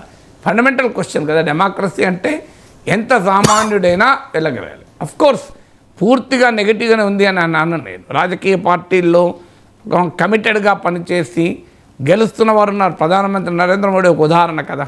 ఆయన ఒక సాధారణ కార్యకర్తగా ఆర్ఎస్ఎస్ ప్రచారకగా మొదలై దేశ ప్రధానికి కాగలిగాడు. సో రాజకీయాల్లో 2 ట్రెండ్స్ ఉన్నాయి. రాజకీయ పార్టీల్లో కమిటెడ్గా పనిచేసి ఓ స్థాయికి వచ్చి పదవులు పొందిన వారు ఉన్నారు. కానీ ఒకప్పుడు ఏంటంటే రాజకీయ పార్టీలో కమిటెడ్గా పనిచేసిన వాళ్ళే ఎన్నికలు గెలిచేవాళ్ళు. ఇప్పుడు చివరి నిమిషంలో డబ్బు సంచీలతో సూట్ కేసులతో వచ్చిన వారు టికెట్లు తెచ్చుకోగలుగుతున్నారు, ఎన్నికలు గెలవగలుగుతున్నారు. ఒకప్పుడు వీళ్ళు రాజ్యసభకు మాత్రమే పరిమితమయ్యేవారు. ఎందుకంటే రాజ్యసభ పార్టీ ఎమ్మెల్యేలు ఓట్లేస్తారు కనుక పార్టీ 100 కోట్ల రూపాయలు తీసుకొని పెద్ద డబ్బున్న వాళ్ళకి ఇచ్చేవాళ్ళు. ఇప్పుడు ఈ ట్రెండ్ లోక్సభకు వచ్చేసింది, అసెంబ్లీకి వచ్చింది. సమస్య ఎక్కడ వస్తుందంటే 100,000 కోట్ల ఆస్తులున్న వాళ్ళు ప్రజల తరఫున ప్రభుత్వాలతో ఎంత మేరకు పోరాడగలుగుతారనే ప్రశ్న వస్తుంది. ఎందుకంటే మనందరికీ తెలిసి ఈ దేశంలో ప్రభుత్వాలు తలుచుకుంటే న్యాయంగా ధర్మంగా వ్యాపారం చేస్తున్న వాళ్ళని కూడా 100 నీళ్ళు తాగించవచ్చు. ఈ దేశంలో ఉన్న చట్టాలు వ్యవస్థల యొక్క లక్షణం అది. అందువల్ల సిన్సియర్గా వ్యాపారం చేసినా కూడా అధికారంలో ఉన్నవాడు తలుచుకుంటే ఖచ్చితంగా ఇబ్బందులు పెట్టచ్చు. ఎక్కడో ఒక చోట ఏదో ఒక ప్రాబ్లం తీసుకొచ్చి ఇబ్బందులు పెట్టచ్చు. అందువల్ల 100 కోట్ల 1000 కోట్ల వ్యాపారం ఉన్నవారు ప్రభుత్వాల పట్ల కఠినంగా ప్రజల పక్షాన ఉండడం అనేది చాలా కష్టమవుతుంది. నేను నవ్వుతూ అంటుంటాను, 100 కోట్లుంటే ముఖ్యమంత్రికి భయపడాలి, 1000 కోట్లుంటే ప్రధానమంత్రికి భయపడాలి, 10,000 కోట్లుంటే బహుశా బైడెన్కి భయపడాల్సి వస్తుందేమో. ఆ ఫార్చునేట్లీ 100 కోట్లు కూడా లేకపోతే నీకేం గోలలేదు, నీకు ఆస్తులు అడ్డగోలు లేవనుకోండి, ఎవరినైనా ప్రశ్నించవచ్చు, ఎవరినైనా విమర్శించవచ్చు టీవీలో కూర్చొని. సో అందువల్ల ఆస్తులు ఎక్కువ వ్యాపారాలు, పెద్ద కంపెనీలు, పెద్ద పారిశ్రామిక వ్యాపారాలు, కాంట్రాక్ట్లు ఉన్న తర్వాత ఖచ్చితంగా ఎక్కడో చోట ప్రభుత్వాలతో రాజీ పడక తప్పదు. ఎందుకంటే ప్రభుత్వాలతో పనులు ఉంటాయి, ప్రభుత్వాలు ఒత్తిడి ఉంటుంది, ప్రభుత్వాలు కావాలనుకుంటే ఏమైనా చేయగలుగుతాయి. ఆ ప్రశ్న ముందుకు వస్తుంది. తర్వాత వారు తమకు అనుకూలంగా ప్రభుత్వాల విధానాన్ని ప్రభావితం చేస్తారన్నదే ఆందోళన. వ్యక్తులుగా 100 కోట్లు ఉండి కూడా నిజాయితీగా ప్రజలకు పనిచేసే వాళ్ళు ఉండొచ్చు. మనం అందుకే వ్యక్తులుగా మాట్లాడకూడదు. వ్యవస్థలో వస్తున్నటువంటి ఈ ధోరణి, డబ్బు ప్రభావము, రాజకీయాల్ని డబ్బే శాసించేటువంటి ధనస్వామ్యం అయితే ప్రజాస్వామ్యానికి ప్రమాదకరం. సార్, చిరంజీవి ఎన్డీఏకి ప్రచారం చేస్తారని చెప్పి గత కొద్ది రోజులుగా వార్తలు కూడా రావడం జరుగుతుంది. ఒకవేళ చిరంజీవి ప్రచారం చేస్తే ఎంతవరకు లాభం ఉంటుందంటారు సార్? అంటే చిరంజీవి గొప్ప ప్రజాదరణ కలిగినటువంటి నటుడు, దాంట్లో ఎవరికి డిస్ప్యూట్ లేదు. రాజకీయాలకు అతీతంగా అన్ని పార్టీల వారు అభిమానించేటువంటి ఒక గొప్ప నటుడు. సో ప్రతి ఇంట్లో మీకు చిరంజీవి అభిమాని ఉంటాడు. నా ఇంట్లో ఉంటారు, మీ ఇంట్లో ఉంటారు. సో దట్ ఈస్ గ్రేట్నెస్, అందులో డౌట్ లేదు. కానీ ఆయన పాలిటిక్స్లో చేరినప్పుడు ఏ మేరకు వాల్యూ అడిషన్ చేయగలుగుతాడు అనేది క్వశ్చన్. సో ఆయన పాలిటిక్స్లో చేరినప్పుడు అనివార్యంగా ఆయన పైన కూడా ప్రశ్నలు వస్తాయి.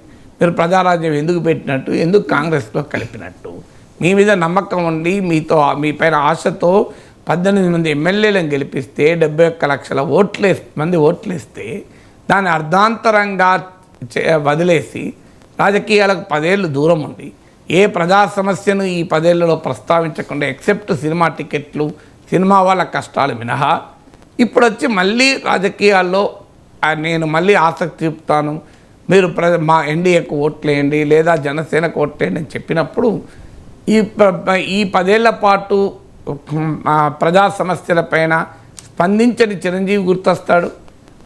ప్రజారాజ్యాన్ని అర్ధాంతరంగా అన్యాయంగా వదిలేసి కాంగ్రెస్లో కలిపిన చిరంజీవి గుర్తొస్తాడు.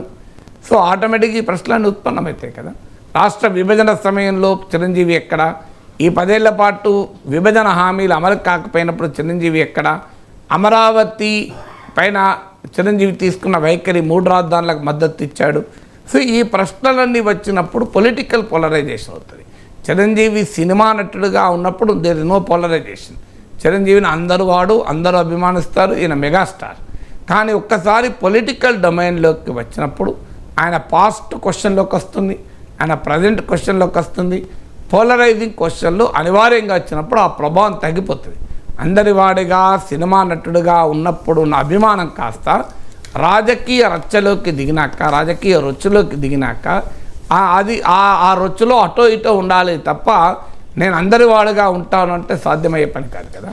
ఇక నెక్స్ట్ క్వశ్చన్ ఏమొస్తుంది, చిరంజీవి వల్ల కొత్తగా ఎన్డీఏకు, జనసేనకో ఎన్డీఏకైనా ఓటు వేయాలని కోరుకునే వాళ్ళు ఎవరు? చిరంజీవి వస్తే కాపు ఓటు పూర్తిగా ట్రాన్స్ఫర్ అవుతుంది. చిరంజీవి అయినా కాపు సంఘ నాయకుడా?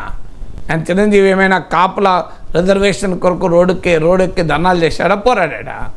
సో ఈ చరిత్రలో చిరంజీవి కాపు హక్కుల కొరకు గలమెత్తి రోడ్డు మీదకి వచ్చి పోరాడిన ఉదాహరణ చెప్పండి. చిరంజీవి ప్రజారాజ్యం పెట్టినప్పుడు కాపులు రాలేనమాట నిజం. ఎందుకు రాలేయారంటే ఆంధ్రప్రదేశ్లో ఉన్న 2 రాజకీయ పార్టీలు టీడీపీ, వైసీపీ, కమ్మారెడ్ల నాయకత్వంలో ఉంది కనుక కాపులు మాకు ఇంతవరకు అన్యాయం జరిగింది అని భావించారు కనుక తమ సామాజిక వర్గం నుంచి ఒక ప్రఖ్యాత వ్యక్తి రంగంలోకి దిగినప్పుడు సాధారణంగా ఆసక్తి చూపారు కూడా. అందువల్ల అదేదో చిరంజీవికి కాపుల నాయకుడు అని చెప్పి జనం కాపులు ర్యాలీ కాలే. రాష్ట్ర రాజకీయ రంగంలో కాపులు సంఖ్యాపరంగాను కీలకమైన స్థానంలో ఉండి కూడా ఆంధ్రప్రదేశ్ చరిత్రలో పొలిటికల్ పవర్కు దూరంగా ఉన్నారు. అందువల్ల వారికి ఒక్కసారి ఈ ఎన్టీ రామారావు వచ్చినప్పుడు ఎలాగైతే కమ్మల్లో రాజకీయ చైతన్యం ఎగిసిపడిందో, చిరంజీవి ప్రజారాజ్యం పెట్టినప్పుడు కాపుల్లో కూడా రాజకీయ చైతన్యం ఎగిసిపడి ర్యాలీ అన్నమాట నిజం. కానీ అది ఎంతవరకు క్యారీ అవుతుంది? మధ్యలో చిరంజీవి పాలిటిక్స్ వదిలేశాడు కదా. చిరంజీవి కాపుల హక్కుల కొరకు ప్రయోజనాలకు నిలబడలే కదా. ఆ మాటకొస్తే కాపుల హక్కులకు నిలబడ్డ పొద్దురగడ్డ లాంటి వాళ్ళు వైసీపీలో కూడా ఉన్నారు. సో అందువల్ల ఈ ప్రశ్నలను వచ్చినప్పుడు వాల్యూ అడిషన్ ఎంత చేస్తాడు అనేది క్వశ్చన్ మార్కే. అందువల్ల చిరంజీవి కొత్తగా వచ్చి ప్రచారం చేస్తే ఎక్కువ జనం రావచ్చు. చిరంజీవిని అభిమానించే వాళ్ళు ఆల్రెడీ పవన్ కళ్యాణ్ కూడా అభిమానించేవాళ్ళు కదా, కొత్తగా ఏమున్నది. అందువల్ల వారి ఆల్రెడీ ఎన్డీఏకు ఓటు వేసే వాళ్ళు ఫర్దర్ కన్సాలిడేషన్కి ఉపయోగపడుతుంది తప్ప అదనంగా వాల్యూ అడిషన్ కొత్తగా న్యూట్రల్ ఓటర్లను అట్రాక్ట్ చేసి ఆ న్యూట్రల్ ఓటర్లను తీసుకొచ్చి ఎన్డీఏ ఖాతాలో చిరంజీవి వేయించగలుగుతాడని నేను అనుకోను. అయినా మనకు తెలియదు ఇప్పటికీ చిరంజీవి అందరికీ ప్రచారం చేస్తాడా, కొందరికి ప్రచారం చేస్తాడా, యాక్టివ్గా ప్రచారంలో పాల్గొంటాడా, ఇవేవి తెలియదు ఇప్పటి వరకు వస్తున్నాయండి కథనాలు, స్పెక్యులేషన్లే. బట్ నా అంచనా చిరంజీవి ప్రత్యక్షంగా ఎన్డీఏకు స్టార్ క్యాంపెయినర్గా మారి ఎన్డీఏ అభ్యర్థుల తరఫున ఓట్లేసినా అదనంగా కలిసి వచ్చే అంశం ఏమి ఉంటుందని నేను అనుకోను. సరే, గులాబీ గుబులు అనేది ఎలక్ట్ కూడా చేయడం జరిగింది. అంటే విషమ పరీక్షలను అధిగమించాలని చెప్పేసి కేసీఆర్ అనేక ప్రయత్నాలు కూడా చేయడం జరుగుతుంది. నేరుగా ప్రజల వద్దకే వెళ్ళాలని చెప్పి కేసీఆర్ నిర్ణయం తీసుకోవడం జరిగింది. అంటే బీఆర్ఎస్ ఎందుకు ఈ విధంగా సవాలు ఎదుర్కొంటున్నారు? అంటే బీఆర్ఎస్ ఏంటంటే అసెంబ్లీ ఎన్నికల్లో పెద్ద దెబ్బ తగిలింది. వాస్తవంగా 2% ఓట్లతోనే ఓడిపోయామని బీఆర్ఎస్ చెప్పచ్చు. కాంగ్రెస్ గెలిచిన కాంగ్రెస్కు 39%, ఓడిన బీఆర్ఎస్కు 37%. ఈ స్టాటిస్టిక్స్ నిజం. 2% ఓట్ల తేడా వల్లనే సీట్లు కాంగ్రెస్కు 64 సీట్లు వచ్చాయి, బీఆర్ఎస్కి వచ్చే వరకు 39 సీట్లు వచ్చాయి. ఎందుకంటే మన ఎన్నికల వ్యవస్థలో ఓట్ల పర్సంటేజ్కు సీట్ల పర్సంటేజ్కు సంబంధం ఉండదు. ఎందుకంటే మన ఎన్నికల విధానం అది. ఎన్నికల్లో దామాషా పద్ధతి, ప్రపోర్షనల్ రిప్రజెంటేషన్ కాదు. అంటే ఓట్ల శాతాన్ని బట్టి సీట్లు కేటాయింపు ఉండదు గనక, మన ఎన్నికల విధానం అది కాదు గనక ఈ తేడా ఉన్నమాట నిజం. కానీ అదే సమయంలో ఈ స్టాటిస్టిక్స్ నిజం. స్టాటిస్టిక్స్ ఎలా ఉంటాయంటే నవీన్, మనం ఎటువైపు నుంచి చూస్తే అటు చూడొచ్చు. స్టాటిస్టిక్స్ యొక్క ప్రత్యేకత అది. So glass of full of empty అంటారు కదా, ఆ రకంగా ఉంటుంది. సో ఇదే స్టాటిస్టిక్స్ను రాసి చూస్తే ఇంకో ఫ్యాక్ట్ చెప్తాను. సో బీఆర్ఎస్కు గత అసెంబ్లీ 2018 అసెంబ్లీ ఎన్నికలతో పోలిస్తే 10% ఓట్లు తగ్గాయి. కాంగ్రెస్కు 2018 అసెంబ్లీ ఎన్నికలతో పోలిస్తే 10-11% ఓటింగ్ పెరిగింది. అది ఇక్కడ ఉండాల్సినటువంటి గమనం. అంటే బీఆర్ఎస్కోమో భారీగా ఓటింగ్ తగ్గింది, కాంగ్రెస్కోమో భారీగా ఓటింగ్ పెరిగింది. సో అసెంబ్లీ ఎన్నికలలోనే నియర్లీ 10% ఓటింగ్ బీఆర్ఎస్ కోల్పోయింది. సో ఇది డీవాస్టేటింగ్. అంటే సాధారణంగా మన దేశంలో 6% ఓటు అటు నుంచి స్వింగ్ అయితే తలకిందులైపోతుంది. సో ఆ మేరకు ఇంకా బీఆర్ఎస్కు 39 సీట్లు ఎందుకు మిగిలాయి అంటే, బీఆర్ఎస్ కొన్ని ప్రాంతాల్లో కేంద్రీకృతంగా ఓటింగ్ వచ్చింది. ఇప్పుడు గ్రేటర్ హైదరాబాద్లో 24 సీట్లలో 16 సీట్లు బీఆర్ఎస్ గెలుచుకుంది. సో ఎప్పుడు కూడా ఓటింగు ఒక చోట కేంద్రీకృతమైతే సీట్లు ఎక్కువ వస్తాయి. నిజంగా చెప్పినట్లు 10% ఓటింగు తగ్గితే బీఆర్ఎస్కి 39 సీట్లు కూడా మిగలకూడదు. కానీ గ్రేటర్ హైదరాబాద్ ఏరియాలో కేంద్రీకృతమై ఓటింగ్ వచ్చింది కనుక ఇక్కడే 16 సీట్లు వచ్చాయి. 39 సీట్లలో గ్రేటర్ హైదరాబాద్లోనే 16 సీట్లు బీఆర్ఎస్ తెచ్చుకోగలిగింది. సో అందువల్ల బీఆర్ఎస్ భారీగా అసెంబ్లీ ఎన్నికల్లో దెబ్బతిన్నది. పార్లమెంట్ ఎన్నికలకు వచ్చే వరకు మరో 10% ఓటింగ్ అయినా పడిపోతుంది అని ఇప్పటి వరకు ఊహాగానాలు. ఎందుకంటే అప్పటికి ఇప్పటికి ఒక తేడా ఏంటంటే, ఈ ఎన్నిక పార్లమెంట్ ఎన్నిక కనుక, దేశ ప్రధానమంత్రి ఎన్నుకునే ఎన్నిక కనుక, వేర్ ఈజ్ బీఆర్ఎస్. ఎందుకంటే మోడీ ప్రధానమంత్రి కావాలనుకున్న వాళ్ళు బీజేపీ కొట్టేస్తారు, మోడీ ప్రధానమంత్రి అవసరం లేదు అనుకున్న వాళ్ళు కాంగ్రెస్ కొట్టలేస్తారు. మరి బీఆర్ఎస్కి ఎవరు ఓటేయాలి? మోడీ ప్రధానమంత్రి కావాలనుకున్న వాళ్ళకు రిలవెంట్ కాదు, వద్దనుకోళ్ళకు రిలవెంట్ కాదు. బీఆర్ఎస్ దగ్గర ఆన్సర్ కూడా లేదు. మీరు రేపు మీ ఎంపీలు దేశంలో ఎవరు ప్రభుత్వం ఏర్పాటు చేయడానికి, ఎవరు ప్రధానమంత్రి కావటానికి మీరు దోహదం చేస్తారు అంటే బీఆర్ఎస్ దగ్గర ఆన్సర్ లేదు. అంటే పార్లమెంట్ ఎన్నికల్లో ఫండమెంటల్ క్వశ్చన్కే బీఆర్ఎస్ దగ్గర ఆన్సర్ లేకపోవడం బీఆర్ఎస్ ఎదుర్కొంటున్న పెద్ద సమస్య. దానికి బీఆర్ఎస్ కనుగొన్న మంత్రం ఏంటంటే, బీఆర్ఎస్ ఎంపీలు పార్లమెంట్లో ఉంటే తెలంగాణ ప్రయోజనాలు కాపాడుతారు అనేది ముందుకు వస్తుంది. అయితే అప్పుడు ఒక క్వశ్చన్ వస్తుంది. మీకు 2014 నుంచి 2024 వరకు మెజారిటీ ఎంపీలు బీఆర్ఎస్ ఎంపీలే కదా, తెలంగాణ రాష్ట్రంలో కూడా బీఆర్ఎస్ అధికారంలో ఉంది కదా, మొదట 5 ఏళ్ళు అయితే కేసీఆర్కు మోడీకి మంచి సంబంధాలే ఉన్నాయి కదా, మరి అయినా తెలంగాణకి ఏమీ రాలేదని మీరే చెప్తున్నారు కదా. ఇప్పుడు ఇదేదో వేరే వాళ్ళు చెప్పడం కాదు, బీఆర్ఎస్ చెప్తోంది కదా, 10 ఏళ్లలో మోడీ తెలంగాణకు అన్యాయం చేశాడు అని పెద్ద లిస్టే చెబుతున్నారు కదా. బయ్యారం స్టీల్ ప్లాంట్ ఇవ్వలేదు, కాజీపేట కోచ్ ఫ్యాక్టరీ ఇవ్వలేదు, ఐటీఐఆర్ రద్దు చేశారు, పాలమూరు రంగారెడ్డికి జాతీయ హోదా ఇవ్వలేదు, మిషన్ కాకతీయ సహకారం చేయలేదు, కాళేశ్వరం సహకరించలేదు, ఇలా చాలా పెద్ద లిస్ట్ చెప్తున్నారు. బీఆర్ఎస్ చెప్తుంది. మరి 10 ఏళ్ల పాటు మీరు రాష్ట్రంలో అధికారంలో ఉన్నారు, కేంద్రంలో బీజేపీ అధికారంలో ఉంది, పార్లమెంట్లో బీఆర్ఎస్ ఎంపీలే ఉన్నారు, మరి తెలంగాణ ప్రయోజనాలు ఎందుకు కాపాడలేకపోయారు? సో ఇప్పుడు మళ్ళీ బీఆర్ఎస్ ఎంపీలు ఉంటేనే కాపాడుతామని అంటున్నారు అనే క్వశ్చన్కు బీఆర్ఎస్ దగ్గర ఆన్సర్ లేదు. అందువల్ల కీలకమైన పొలిటికల్ క్వశ్చన్లకు బీఆర్ఎస్ ఆన్సర్ లేకపోవడం, ఒక నరేటివ్ రాష్ట్రంలో ఒక నరేటివ్ బీఆర్ఎస్ చెప్పుకోలేకపోవడం అనేది ఒక పెద్ద ఛాలెంజ్.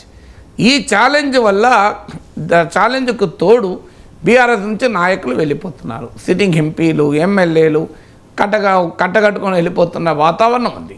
అందువల్లనే గులాబీలో గుబులు అనే వార్త రావటానికి కారణం అది. సో ఇప్పుడు గనక ఇదే డిక్లేర్ ఇప్పుడు నేను ఇంతవరకు చెప్పిన పతనం గనక ఇలాగే కంటిన్యూ అయితే ఒక పెద్ద ప్రమాదం బీఆర్ఎస్కి వస్తుంది. ప్రిన్సిపల్ అపోజిషన్ స్పేస్ నుంచి బీఆర్ఎస్ పక్కకు జరిగితే అంటే తెలంగాణ రాష్ట్రంలో కాంగ్రెస్ తర్వాత స్థానం బీజేపీకి వస్తే బీఆర్ఎస్ ఉనికి ప్రమాదంలో పడుతుంది. ఇంకా బీఆర్ఎస్ నుంచి ఎక్కువ మంది బీజేపీలోకి కాంగ్రెస్లోకి వెళ్ళిపోయేటువంటి ప్రమాదం ఏర్పడుతుంది. ఎందుకంటే యాంటీ కాంగ్రెస్ స్పేస్ ఉంటుంది, ఎప్పుడు ఉంటుంది. ఎందుకంటే కాంగ్రెస్ అధికారంలో ఉంది. కాంగ్రెస్ పార్టీ ప్రభుత్వాలు ఎప్పుడైనా ఎక్కడైనా ఏ పార్టీ ప్రభుత్వమైనా తప్పు చేస్తుంది. కాంగ్రెస్ పార్టీ ప్రభుత్వం ఇంకా ఎక్కువ ఇబ్బందులు వచ్చే అవకాశం ఎప్పుడు ఉంటుంది. ఉన్నప్పుడు యాంటీ కాంగ్రెస్ పొలిటికల్ ఓటర్ ఎటు పోవాలి? బీఆర్ఎస్ కనుక ప్రధాన ప్రతిపక్షంగా ఉంటుంది, బీఆర్ఎస్కి వెళ్తుంది. మీకు గతంలో జరిగింది అదే. తెలంగాణలో కేసీఆర్ అధికారంలో ఉన్నప్పుడు యాంటీ బీఆర్ఎస్ ఓటు బీజేపీకి వెళ్ళింది, కాంగ్రెస్ బాగా దెబ్బతిన్న రోజుల్లో. అందుకే దుబ్బాక, హుజురాబాద్, జిహెచ్ఎంసీ వరుస పెట్టి బీజేపీ అధికారంలో గెలవగలిగింది. ఎప్పుడైతే బీజేపీ వీకెన్ అయిందో, బీజేపీ బీఆర్ఎస్ ఒక్కటే అన్న అనుమానం పెరిగిందో, బండి సంజయ్ని డ్రాప్ చేయడము, కవిత అరెస్ట్ విషయంలో జరిగిన తతంగము ఒక్కసారిగా కాంగ్రెస్ ముందుకు వచ్చింది. మీరు గమనిస్తే బీజేపీ మళ్ళీ ఆ పక్క జరిగిపోయింది. ప్రిన్సిపల్ అపోజిషన్ స్పేస్లో కాంగ్రెస్ ఎప్పుడైతే వచ్చిందో ఆటోమేటిక్గా ప్రజలు కేసీఆర్ను ఓడించాలనుకున్నప్పుడు, బీఆర్ఎస్ను గద్దదించాలి అనుకున్నప్పుడు, మార్పు కావాలనుకున్నప్పుడు ప్రధాన ప్రతిపక్షమైన కాంగ్రెస్కి అధికారం ఇచ్చారు. అందువల్ల ప్రధాన ప్రతిపక్ష స్థానంలో ఉండడం కీలకం. మార్పు కావాలి అనుకున్నప్పుడు ప్రజలకు ఆల్టర్నేటివ్గా కనబడతారు. అందువల్ల ఇవాళ బీఆర్ఎస్కు అతిపెద్ద సవాల్ ఏంటంటే 10 సీట్లు గెలుస్తారా, 5 సీట్లు గెలుస్తారా, 3 సీట్లు గెలుస్తారా కాదు, సెకండ్ పొజిషన్లో ఉండాలి. ఫస్ట్ పొజిషన్కు పోటీయే కాదు, సెకండ్ పొజిషన్లో ఉండగలిగితే బీఆర్ఎస్ తన ఓటింగు ఇంకా కోల్పోకుండా కనుక ఆపగలిగితే that is itself is a big victory for BRS. అందువల్ల ఇవాళ కేసీఆర్ రంగంలో దిగి బీఆర్ఎస్ నిలబడుతుంది, బీఆర్ఎస్ ఫైట్ చేస్తుంది, ఉద్యమ స్ఫూర్తితో కేసీఆర్ ఫైట్ చేస్తాడు అనేటువంటి కాన్ఫిడెన్స్ ఇవ్వడం దేనికి అంటే బీఆర్ఎస్ ఓటింగ్ ఇంకా దెబ్బతినకుండా బీఆర్ఎస్ కీలకమైన కంటెండర్గా యాంటీ కాంగ్రెస్ పొలిటికల్ స్పేస్లో, అపోజిషన్ స్పేస్లో నిలబడటానికి చేసే ప్రయత్నం. ఆ ప్రయత్నంలో విజయవంతం కావడం అనేది బీఆర్ఎస్కి చాలా చాలా కీలకం. సార్, ఆగస్టు 15 దాకా సీఎంగా ఉంటారో లేదో ఆగస్టు భయం పట్టుకుంది సీఎం రేవంత్ రెడ్డికి. అసలు రేవంత్ రెడ్డికి ఆగస్టు గండం ఏంటి సార్? ఈ ఆగస్టు గండాలు, సెప్టెంబర్ గండాలు, అక్టోబర్ గండాలు ఉంటాయా చెప్పండి? ఇంత మూఢనమ్మకాలు రాజకీయ నాయకులు ప్రచారం చేస్తే ఎట్లా?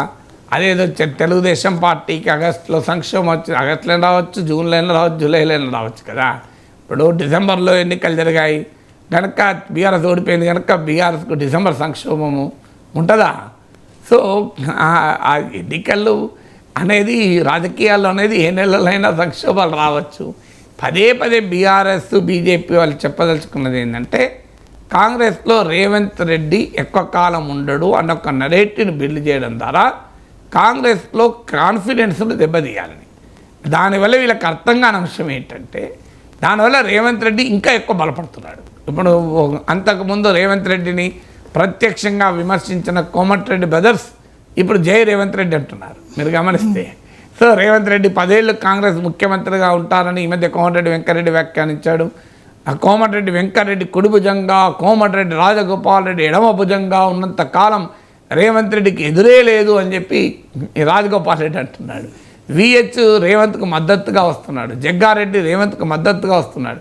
మీరు గమనించండి క్లియర్గా రేవంత్ రెడ్డిని ప్రత్యర్థులు టార్గెట్ చేస్తున్న కొద్దీ వితిన్ ద కాంగ్రెస్ రేవంత్ను వ్యతిరేకించేవారు అనుకూలుగా మారుతున్నారు. స్లోగా మీరు గమనిస్తే రేవంత్ రెడ్డికి మెజారిటీ ఎమ్మెల్యేల మద్దతు ఉంది కనుక ఆయన సీఎం కాగలిగాడు. ఇప్పుడు ఆయనకు వితిన్ ద పార్టీ ఉన్న డిట్రాక్టర్స్, వ్యతిరేకులు కూడా ప్రతిపక్షాల అటాక్ వల్ల ర్యాలీ అవుతున్నారు.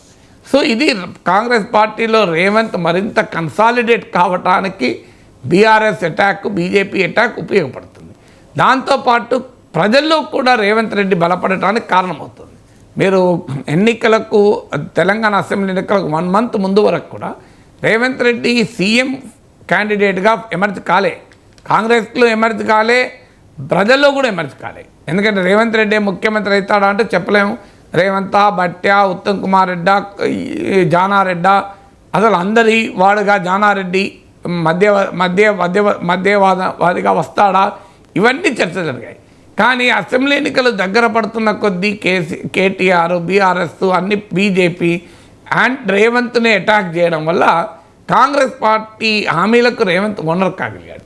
అప్పటిదాకా ఎవరు ముఖ్యమంత్రి అవుతారు, ఈ హామీలు ఇస్తుంది కాంగ్రెస్ హామీలకు ఎవరు గ్యారంటీ, రాహుల్ గాంధీ వచ్చి ఇక్కడ అమలు చేయడు కదా, అసలు వీళ్ళకి ఎవరు ముఖ్యమంత్రో తేలడు అనే వాతావరణం నుంచి ఇంకో రేవంత్ రెడ్డి అనే ఒక నాయకుడు ఉన్నాడు.